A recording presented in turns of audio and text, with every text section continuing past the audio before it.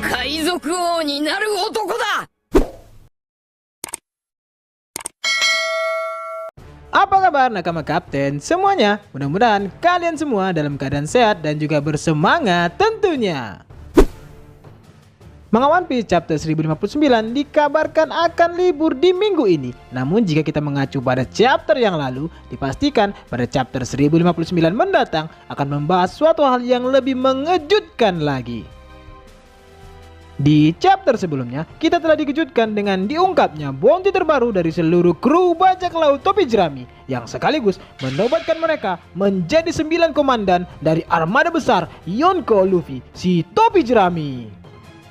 Bukan cuma itu saja, bounty dari anggota organisasi Cross Guild juga telah diungkap dan ternyata bukan Buggy, melainkan Crocodile dan Mihawk lah yang menjadi ketua dari organisasi Cross Guild ini. Kemudian di akhir chapternya kita mendapatkan sebuah berita bahwa ternyata Sabo benar-benar masih hidup. Kira-kira dengan berita tersebut, apakah Dragon dan pasukan revolusionernya akan memulai pergerakan mereka di sini? Nah, di sini Abang Kapten kembali akan memberikan sedikit encrit-encritan prediksi untuk chapter 1059 mendatang. Namun sebelum itu, seperti biasa, teruntuk nakama Kapten semua, jangan lupa untuk mengklik tombol subscribe dan juga tombol loncengnya ya. Dan kalau sudah, mari langsung aja kita masuk ke isi prediksinya. Pasukan revolusioner bersama dengan Monkey D. Dragon dan juga para petingginya sedang berada di Pulau Kamabaka. Mereka mendapat sebuah panggilan telepon yang ternyata itu adalah panggilan dari Sabo. Mereka semua tentunya sangat senang mengetahui bahwa Sabo masih hidup. Namun di sisi lain, Dragon mungkin akan menanyakan kepada Sabo apa yang sebenarnya terjadi di pertemuan Reverie yang lalu dan juga tentang kematian dari Raja Cobra. Sebelumnya, teman-teman Opoler semua tentu telah mengetahui bahwa Sabo berhasil menyelinap ke tanah suci Marinjoa karena diadakannya pertemuan Reverie di sana.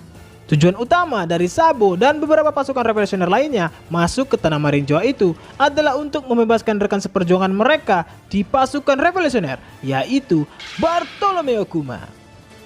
Seperti yang telah kita tahu bahwa Bartolomeo Kuma ini merupakan seorang agen ganda campuran. Kuma adalah seorang Shichibukai, namun di sisi lain dia juga merupakan anggota dari pasukan revolusioner. Ditambah lagi, Kuma juga adalah salah satu orang penting untuk Sabo. Kuma lah yang melatih Sabo sehingga dia menjadi kuat seperti sekarang.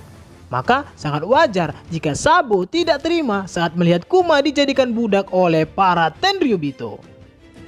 Di sini, Sabo mungkin akan menceritakan kepada Dragon hal apa yang sebenarnya telah terjadi saat insiden di pertemuan Reverie lalu. Saat itu, Sabo dan para pasukan revolusioner lainnya berhasil membawa Bartolomeo Kuma keluar dari Marinjoa dengan melawan dua admiral sekaligus, Fujitora dan Ryukyugyu.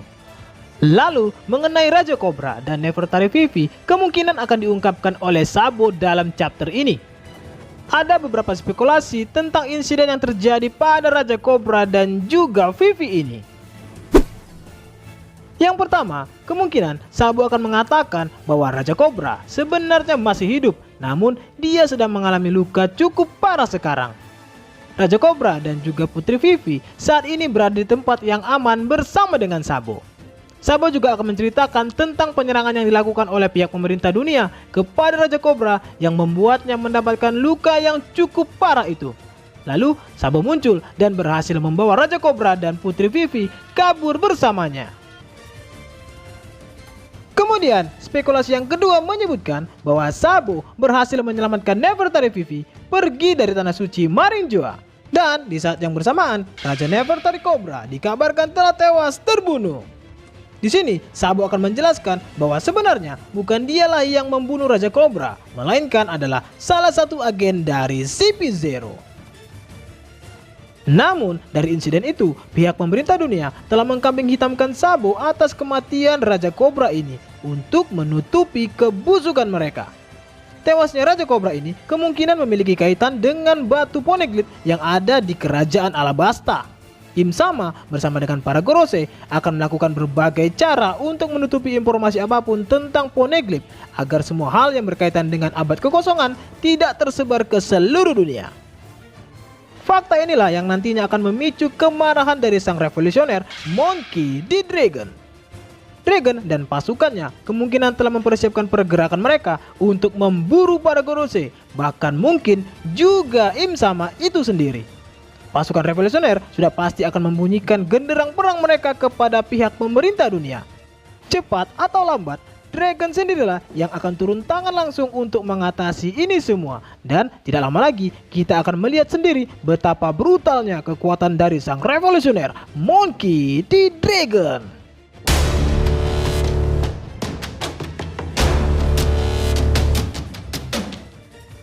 Nah, segitu dulu entrit-entritan prediksi untuk chapter 1059 yang bisa Bang Kapten bagikan kepada teman-teman Opoler semuanya. Selamat menikmati dan semoga bermanfaat.